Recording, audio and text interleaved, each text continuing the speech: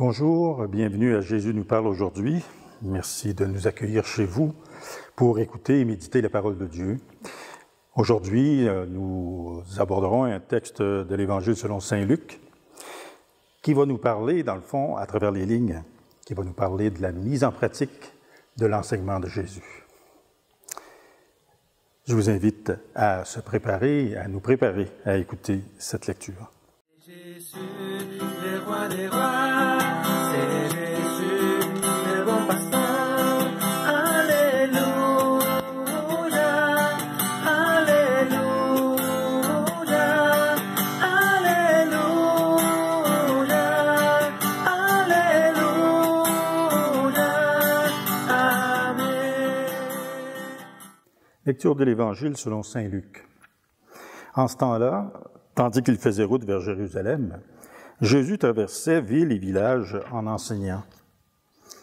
Quelqu'un lui demanda, « Seigneur, n'y a-t-il que peu de gens qui soient sauvés? » Jésus leur dit, « Efforcez-vous d'entrer par la porte étroite, car, je vous le déclare, beaucoup chercheront à entrer et n'y parviendront pas. Lorsque le maître de la maison se sera levé pour fermer la porte, si vous, du dehors, vous vous mettez à frapper à la porte en disant « Seigneur, ouvre-nous », il vous répondra « Je ne sais pas d'où vous êtes. » Alors, vous vous mettrez à dire « Nous avons mangé et bu en ta présence, et tu as enseigné sur nos places. » Il vous répondra « Je ne sais pas d'où vous êtes, éloignez-vous de moi, vous tous qui commettez l'injustice. » Là, il y aura des pleurs et des grincements de dents, quand vous verrez Abraham, Isaac et Jacob et tous les prophètes dans le royaume de Dieu, et que vous-même vous serez jetés dehors. Alors on viendra de l'Orient et de l'Occident, du Nord et du Midi, prendre place au festin du royaume de Dieu. Oui, il y a des derniers qui seront premiers et des premiers qui seront derniers. Acclamons cette parole de Dieu.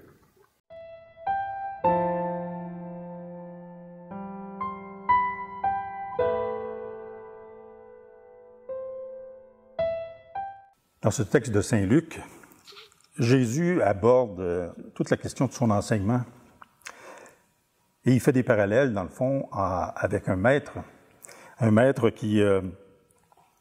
qui finit par fermer la dernière porte de sa résidence ou de son domaine et qui dit à ceux qui veulent entrer, une fois que cette porte est fermée, il est trop tard, la porte est fermée. Quand on parle de la porte étroite, pour s'imaginer, faire un peu d'imagerie, la porte étroite, dans le fond, quand quelqu'un possédait un domaine, on commençait par fermer les portes principales. Quand la nuit arrivait, on fermait les portes principales pour éviter les rôdeurs, éviter que le bétail se sauve. Et la dernière porte qu'on fermait, c'était la porte une porte secondaire, une porte qui servait pour les serviteurs, une porte étroite, si on peut dire, une petite porte qu'on fermait. Et cette porte, toutes ces portes restaient fermées jusqu'au lendemain. La pénombre était tombée, la nuit était tombée. Donc, Jésus qui dit, quand le maître se sera levé pour fermer cette porte, quand la dernière porte aura été fermée, il sera trop tard pour ceux qui voudront entrer. Ce que moi j'en comprends à travers les lignes de ce texte-là, dans le fond, c'est que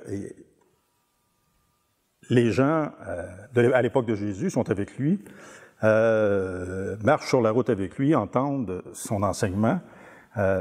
Même à un moment donné dans le texte, on dit, nous avons dit au maître qui représente Jésus, disent au maître, on a bu, on a mangé en ta présence, tu as enseigné sur nos places. Donc, on te connaît, on a l'impression qu'on te connaît de façon privilégiée. Et c'est ce que ça donne comme impression aussi, dans le sens qu'ils ont vraiment une présence réelle de Dieu avec eux. Et on a écouté, on a été en ta présence. Pourquoi est-ce que tout d'un coup, la porte se referme sans qu'on soit à l'intérieur? Et même que quand on frappe pour entrer, la réponse qui vient, c'est « Qui êtes-vous? Je ne vous connais pas. »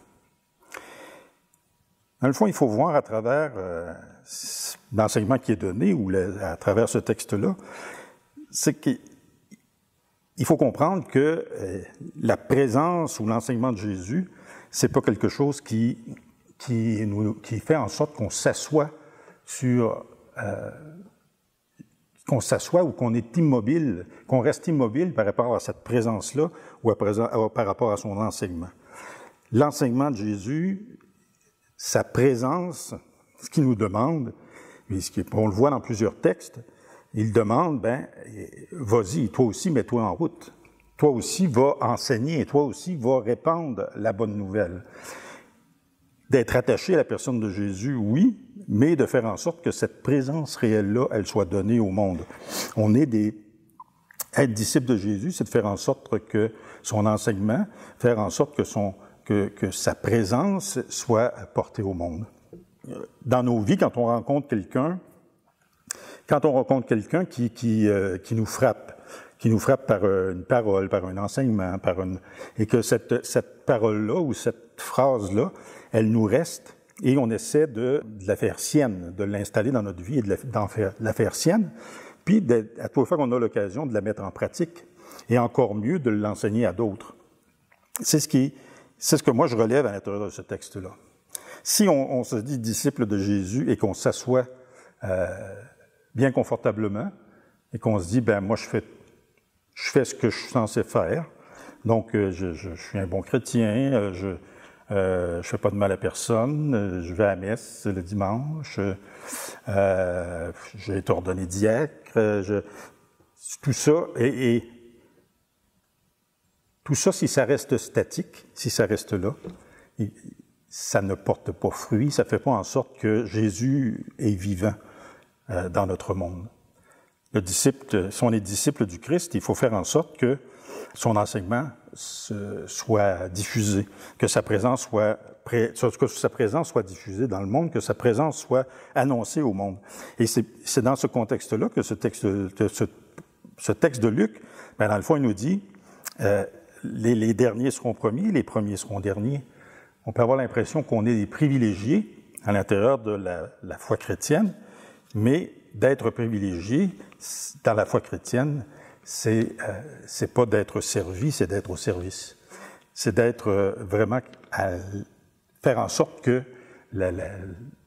qu'on nous soyons des instruments qui font que le Christ est annoncé. En terminant, juste souligner le cardinal Bergoglio, qui est devenu le pape François, a été élu. Le cardinal qui était son voisin lui a dit, oublie pas les pauvres. Et c'est à partir de cette simple phrase-là qu'il lui est venu dans l'esprit le nom de François d'Assise, qui avait tout abandonné pour s'occuper des pauvres. Donc, quand je parle de phrases ou qui nous poussent à aller plus loin, c'est ce genre de phrase-là. L'enseignement de Jésus, quand on a dans l'intérieur de l'enseignement de Jésus une phrase, un enseignement qui nous pousse à aller plus loin, mais c'est justement ce plus loin-là que Jésus nous demande.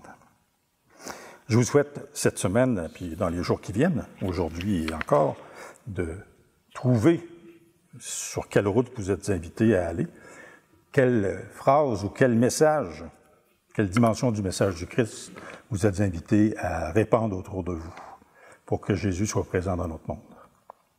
Merci de m'avoir écouté. À une prochaine.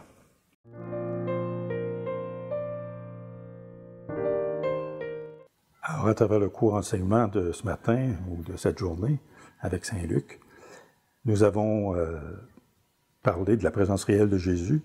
Donc, en présence réelle de Jésus au tabernacle, on va prendre un instant de silence. Je vous invite à prier pour tous ceux et celles qui habitent votre cœur, tous ceux et celles qui ont besoin de cette présence dans leur vie, pour que chacun et chacune d'entre nous, on soit poussés par l'Esprit Saint vers ceux qui en ont besoin.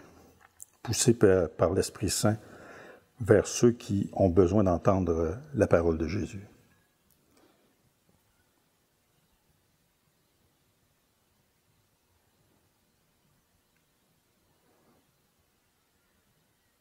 Et moi, je demande à Dieu d'apporter sur vous tous ses bienfaits, sa bénédiction, pour que justement cette route vous soit favorable et bonne, lui qui est Dieu, Père, Fils et Saint-Esprit. Amen. Au revoir.